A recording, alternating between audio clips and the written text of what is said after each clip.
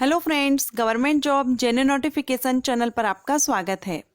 Friends, आज हम इस वीडियो में जानेंगे how to become IAS officer. IAS officer आप कैसे बन सकते हैं, इसके बारे में आज हम इस वीडियो में जानेंगे। सबसे पहले देख लेते हैं किस किस पॉइंट पर मैं आपको इस वीडियो में क्लियर करने वाली हूँ।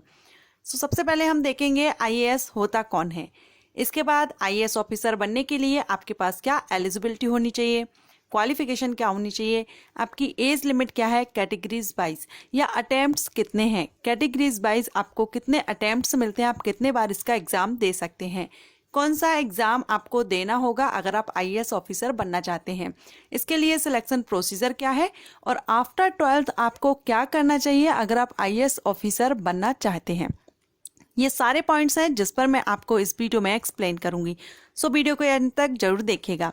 वीडियो स्टार्ट करने से पहले अगर आप चैनल पर फर्स्ट टाइम विजिट कर रहे हैं तो चैनल को सब्सक्राइब कर लीजिएगा और बेल आइकन को प्रेस कर लीजिएगा ताकि नोटिफिकेशन आपको टाइम से मिल सकेगा जब भी मैं कोई न्यू वीडियो अपलोड करूंगी। चलिए अभी हम वीडियो स्टार्ट करते हैं। सबसे पहले हम जानेंगे आईएएस होता कौन है। आईएएस का फुल फॉर्म होता है इंडियन एडमिनिस्ट्रेटिव सर्विस, हिंदी में हम कहेंगे भारतीय प्रशासनिक सेवा। अगर आप आईएएस ऑफिसर बनना चाहते हैं तो इसके लिए हर साल यूपीएससी के द्वारा सिविल सर्विस एग्जाम कंडक्ट कराया जाता है और ये जो एग्जाम है वो आईएएस, आईपीएस, आईएफएस या आईआरएस लेवल की जो भर्ती है उसके लिए ये एग्जाम कंडक्ट कराया जाता है यूपीएससी के द्वारा।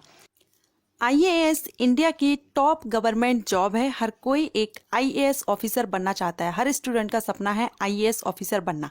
आईएएस ऑफिसर क्या है, किस पोस्ट पर रहते हैं, तो ये डिस्ट्रिक्ट मजिस्ट्रेट रहते हैं या कलेक्टर, कमिश्नर, जॉइंट सेक्रेटरी जो मंत्रियों के हैं, अंडर सेक्रेटरी, डिप्टी सेक्रेटरी, ये जो पोस्ट हैं वो आईएएस ऑफिसर को ही दी जाती हैं। इसके अलावा भी कुछ पोस्ट हैं, मैंने यहाँ पर आपको फॉर एग्जाम्पल के लिए कुछ ही पोस्ट यहाँ पर बताई हैं। ये आईएएस ऑफिसर रहते हैं। अब हम जानते हैं आईएएस ऑफिसर बनने के लिए एलिजिबिलिटी क्या होनी चाहिए।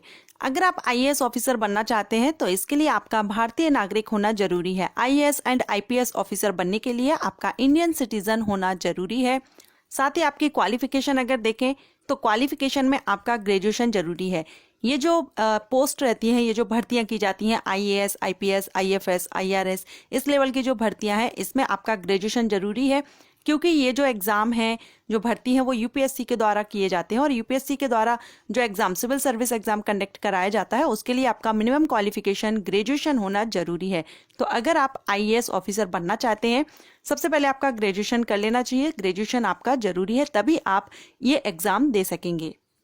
अब हम एज लिमिट अगर देखें तो कैटेगरीज वाइज यहाँ पर जनरल कैटेगरीज से अगर आप बिलोंग करते हैं तो आपका मिनिमम 21 एंड मैक्सिमम 32 साल है। 21 से 32 साल तक आप इसके एग्जाम दे सकते हैं। ओबीसी कैटेगरीज के लिए यहाँ पर 21 से 35 साल है एंड एससी एसटी कैटेगरीज से अगर आप बिलोंग करते हैं तो आप 21 से 37 साल तक एग्जाम दे सकते हैं।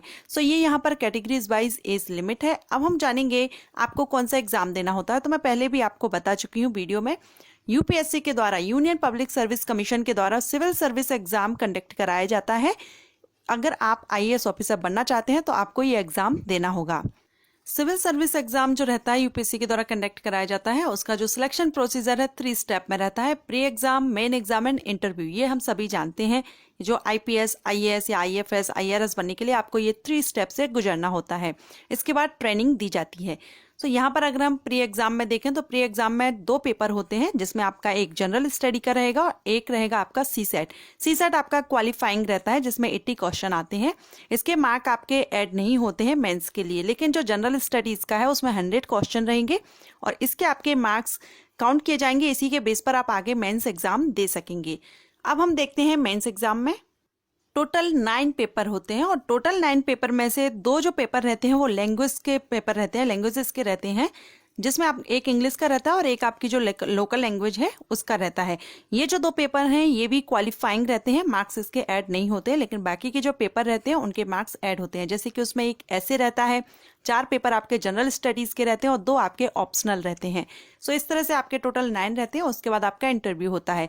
मेरिट जो आपकी तैयार की जाती है वो मेंस एंड इंटरव्यू के जो मार्क्स रहेंगे उसके बेस पर आपकी मेरिट तैयार की जाती है, फाइनल मेरिट। यहाँ पर मैं आपको ये शॉर्ट में ही बताई हूँ। अगर आप इसके बारे में सिलेबस के बारे में जानना चाहते हैं, किस तरह के क्वेश्चंस आते हैं, किस किस टाइप से क्वेश्चन किए जाते हैं या ऑप्शनल सब्जेक्ट क्या रहते हैं, ये सारी जानकारी मैंने इसके पहले वीडियो अपलोड किए हुए हैं। आईपीएस ऑफिसर, आईएफएस ऑफिसर या आईआरएस ऑफिसर कैसे बने। सो सिलेबस सभी का सेम रहता है, एग्जाम पैटर्न सेम रहता है। आप उन वीडियो को चेक कर लीजिएगा प्लेलिस्ट एक बार, सो आपको वहाँ पर कन्फर्म हो जाएगा। अब हम यहाँ पर जानेंगे अटेम्प्ट्स कितने रहते हैं, कितने बार आप ये एग्जाम दे सकते हैं। तो अगर आप जनरल कैटेगरीज को बिलोंग करते हैं तो आप 6 बार 6 टाइम्स आप इसका एग्जाम दे सकते हैं। एग्जाम मींस आपको फॉर्म भरने पर आपका काउंट नहीं किया जाएगा। अगर आप इसका एग्जाम दे लेते हैं प्री एग्जाम, तभी आपका ये जो टाइमिंग है वो आपकी काउंट की जाएगी अटेम्प्ट्स। सेकेंड ओबीसी यहाँ पर 9 अटेम्प्ट्स हैं एंड एससी एसटी के लिए अनलिमिटेड है।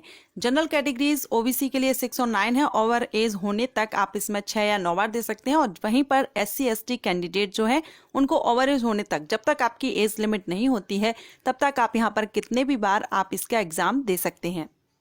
अब हम आगे जानेंगे, अगर आप आईएएस ऑफिसर बनना चाहते हैं तो आफ्टर 12th आपको क्या करना चाहिए। तो मैं अपने पॉइंट ऑफ व्यू से अगर कहूँ तो आप आफ्टर 12th के बाद आप ग्रेजुएशन, क्योंकि ग्रेजुएशन जरूरी है यूपीएससी एग्जाम देने के लिए, आपको ग्रेजुएशन जरूरी है मिनिमम। तो मैं यहाँ पर आपसे कहूँगी आपका जिस भी सब्जेक्ट में इंटरेस्ट है, क्वेश्चन किए जाते हैं मुझे कि गवर्नमेंट जॉब के लिए मैं किस टाइप का कोर्स करूं, क्या प्रोफेशनल कोर्स ज़्यादा बेटर रहेगा गवर्नमेंट जॉब के लिए, या हम सिंपल ग्रेजुएशन कंप्लीट कर लेते हैं उसके बाद गवर्नमेंट जॉब हमको इजीली मिल जाएगी। तो मैं यहाँ पर कहना चाहूँगी ये दोनों ही कंडीशन अलग हैं। अगर आप प्रोफेशनल कोर्स करते हैं तो वो आप एक लाइन अलग हो जाती है, आप उसी फील्ड में आगे जाना चाहेंगे। लेकिन अगर आप कॉम्पिटिशन एग्जाम फाइट करना चाहते हैं, कॉम्पिटिशन एग्जाम जैसे कि बैंक में अगर आप जाना चाहते हैं, रेलवे में जाना चाहते हैं, या ये जो यूपीएससी के द्वारा जिसके बारे में मैं आपको बता रही हूँ आईएएस ऑफिसर या आईपीएस ऑफिसर, आईआरएस या आईएफएस बनना चाहते हैं, इसके लिए आपका सिर्फ और सिर्फ ग्रेजुएशन होना जरूरी होता है। आप किसी भी स्ट्रीम से, किसी भी सब्जेक्ट से आपने ग्रेजुएशन कंप्लीट कर लिया है, कितनी भी परसेंट हो, बस आपका ग्रेजुएशन कंप्लीट होना चाहिए तो आप ये एग्जाम दे सकते हैं। तो अगर आप कॉम्पिटिशन एग्जाम की तैयारी कर रहे हैं, आपका एम है कॉम्पिटिशन एग्जाम देना, आप कॉम्पिटिशन एग्जाम फाइट करना चाहते हैं, तो आप अपना सिंपल ग्रेजुएशन कर लीजिए, बीए, बीएससी या बीकॉम, जिसमें भी आपका इंटरेस्ट है आप वो कोर्स चूज कर लीजिए। क्योंकि हो गया क्या, जिसमें भी आपका इंटरेस्ट है, जैसा कि मैंने बताया इसका जो सिलेक्शन प्रोसीजर है, पैटर्न है, उसमें 2 पेपर रहते हैं ऑप्शनल। सो उसमें आपके ऑप्शनल पेपर रहेंगे, जिसमें भी आपका इंटरेस्ट है आप उसको चूज कर सकते हैं। तो आप 10th से 9th से ही आप उस सब्जेक्ट में जिसमें भी आपका इंटरेस्ट है, आप 11th 12th करने के बाद आप अपना ग्रेजुएशन उस सब्जेक्ट से कंप्लीट कर लीजिए। सिंपल रहेगा, आपको इजी रहेगा। इसके साथ ही आप अपनी कॉम्पिटिशन की भी तैयारी कर सकते हैं। अगर कोचिंग लेना चाहते हैं आप इसकी कोचिंग भी ले सकते हैं। कोचिंग आप अगर जैसे ज़्यादा खर्चा नहीं करना चाहते हैं तो मेरा ये सजेशन रहेगा आप 1 साल की कोचिंग ले लीजिए। कोचिंग लेने के साथ आपके नोट्स कंप्लीट हो जाते हैं। उसके साथ ही इसका जो मेन टॉपिक रहता है, मेन सब्जेक्ट जो रहता है, फोकस जिस पर किया जाता है वो है करंट अफेयर्स। करंट अफेयर्स से इसमें क्वेश्चन किए जाते हैं। तो करंट अफेयर्स के लिए आप न्यूज़ चैनल देखिए, न्यूज़पेपर पढ़िए, नोट्स आपके पास रहेंगे, उसको स्टडी करते रहिए। कुछ मैगजीन्स आती हैं, न्यूज़पेपर्स हैं, उसके साथ आप अपना करंट अफेयर्स को स्ट्रॉन्ग कीजिए। आप इसके लिए कोचिंग ले सकते हैं और कोचिंग आप अपने ग्रेजुएशन के साथ कर सकते हैं। अगर आप कोई प्रोफेशनल कोर्स चूज करते हैं तो उसमें आपका सिंपल जो ग्रेजुएशन कोर्स रहते हैं उसके कंपैरिजन में आपको ज़्यादा हार्डवर्क रहता है, ज़्यादा टाइमिंग देनी पड़ती है।